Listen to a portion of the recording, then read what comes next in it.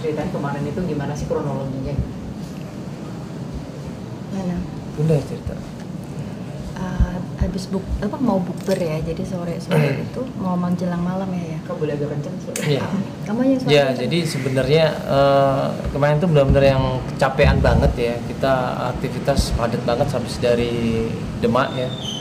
Ya kan sebelumnya habis dari Demak, terus ada event juga, terus Banten ada Tangerang. terus ke Banten juga. Jadi lumayan padat seharian itu. Dan kebetulan kita supir udah pulang kampung juga, jadi kita nyetir sendiri. Dan akhirnya kita bertiga naik mobil. Ada mau buka puasa juga, namanya orang buka puasa kan kadang-kadang kan tahu sendiri ya, mobil ini kan buru-buru karena kita udah mau buka nih beduknya, kok bisa sampai lokasi itu udah beduk gitu loh kan. Nah, kita buru-buru semuanya, dan di situ nggak hanya kita buru-buru, mobil lain juga pada kencang-kencang kan. Dan itu pas keluar tol Cibubur rame juga di situ. Jadi aku tuh udah yang sebenarnya fokus, cuman ya agak sedikit ngantuk juga ya Bunda ya waktu itu ya. Mungkin ya. Aku bilang ke kakak Zara sama anak aku kan, kak kayaknya agak ngantuk ini, apa karena Asia atau gimana ya. Terus agak megang belakang kan, aduh pegel banget. Nah pas lagi ngomong pegel banget itu agak lumayan kenceng, tiba-tiba ada mobil di depan, truk itu, box itu gede gitu, ngerem mendadak itu shock banget, kaget kita pas kenceng rem mendadak dia, benar-benar dadakan banget karena itu kan sebenarnya jalan gede juga kan, dia rem mendadak, shock langsung banting ke kanan. Kalau misalkan ini sepersekian detik aku diem udah pasti brok udah, itu namanya truk besar box bisa masuk ke kaca pastinya ya kan, mobil kita kan agak lebih pendek daripada dia lebih gede kan, bisa masuk bisa kena semua, hancur lah ya kan. Di situ yang shock banget, dia teriak, bundanya lagi pas agak ngantuk ya kan, bundanya waktu itu agak tidur bundanya di mobil karena kecapean nunggu buka puasa, tidur gitu. Terus aku juga shock juga, begitu banting begini dia teriak ayah, langsung pluak. Di situ aku shock, kaget, aku lihat ke kanan gitu, wah ada mobil juga, kena juga. Terus aku lihat, aku nggak berdiri mobil dah, aku nggak berdiri mobil, aku cuma lihat anak istri aku, kakak di mana kakak dia, aku lihat ke kanan gitu kan, alhamdulillah dia nangis, dia nunduk begitu ya kayak kakak, dia nangis, shock banget ya, ayah nggak, dia nggak apa-apa, udah kakak nggak apa-apa. Terus aku lihat bunda nggak apa-apa, bunda juga kaget, dia bangun tidur. Kamu apa yang kamu rasain bunda waktu itu? Aku juga ngeliat yang penting dia baik-baik aja, karena kaca ini retak gitu, kaca depannya udah retak, untungnya kena ke muka dia kan. Untungnya aku juga pakai bantal, Iya. aku bantal, jadi kok serpihan kaca tuh nggak ke aku, jadi kena ke bantal. Iya, jadi aku shock, aku langsung keluar dari mobil, aku ngeliat anak istri nggak apa-apa, ya. Dan pas aku ngeliat mobil udah hancur semua, udah alhamdulillah, udah alhamdulillah nggak apa-apa ya kan. Dan truknya juga shock juga, yang nyetir juga shock, pak nggak apa-apa pak sama pak, alhamdulillah pak sama pak.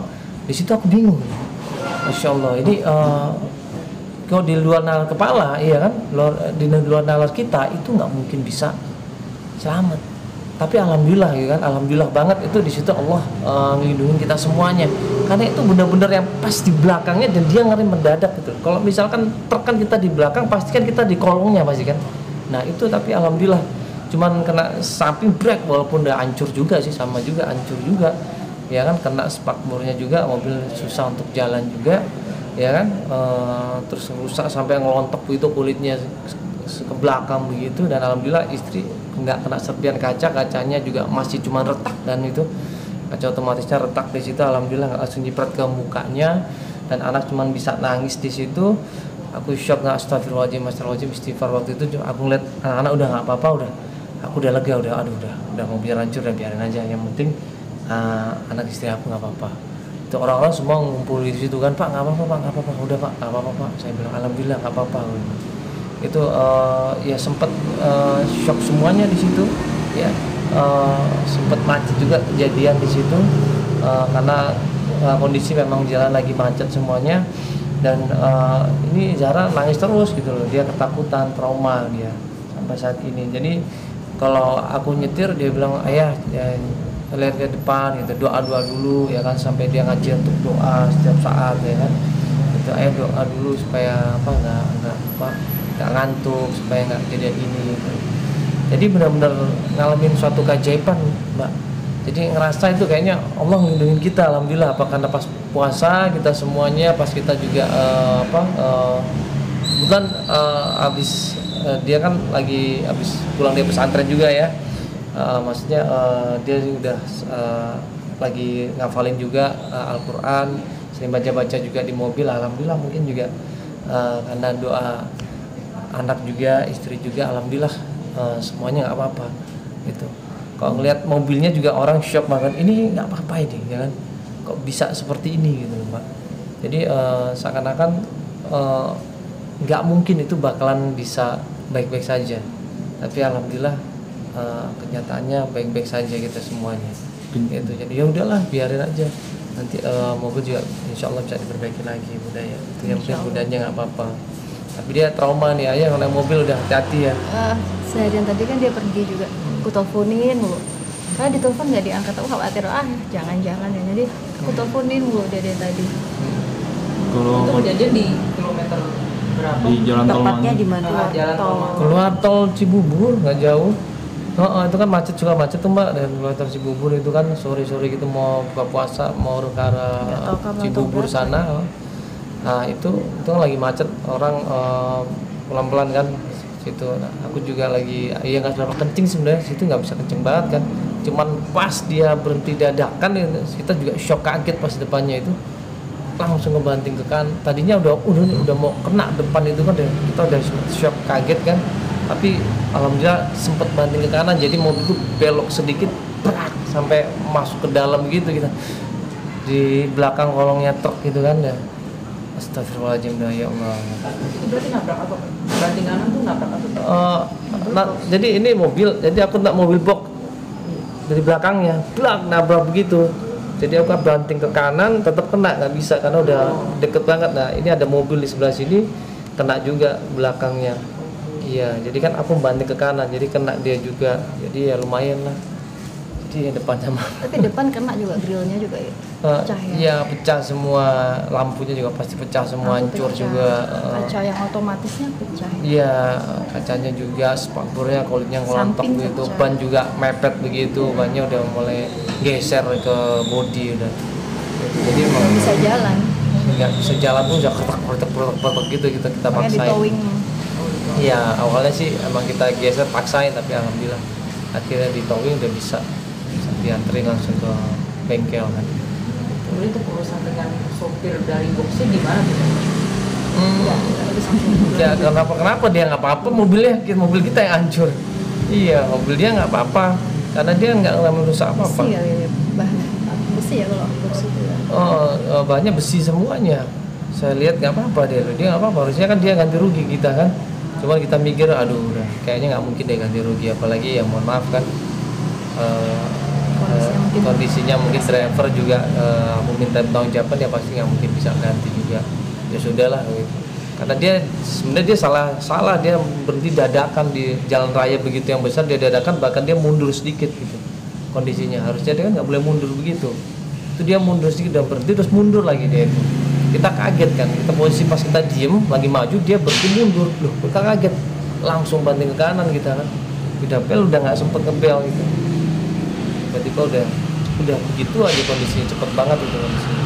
Dan alhamdulillah di sebelah kanan nggak ada korban gitu kan, mungkin ada orang naik motor apa-apa, untungnya nggak ada anak kecil nggak tahu apa, nggak ada, alhamdulillah. Yang kita bersyukur adalah nggak ada korban, yang penting itu. Lihat anak istri udah nggak apa-apa, alhamdulillah. Jadi nggak minta ganti rugi sama sekali ya? Semuanya ya sendiri-sendiri aja gitu. Nggak ada kenapa-kenapa. Iya, kita yang malah hancur malah. Kakaknya minta ganti rugi ke dengan driver boxnya. Tadi kan bilangnya ya enggak lah ya, karena kan walaupun dia salah gitu. Iya, jadi kita kasihan nih, kita nggak minta ganti rugi, udah kita asuransi aja. Jadi biar bisa diklaim aja. Itu sih.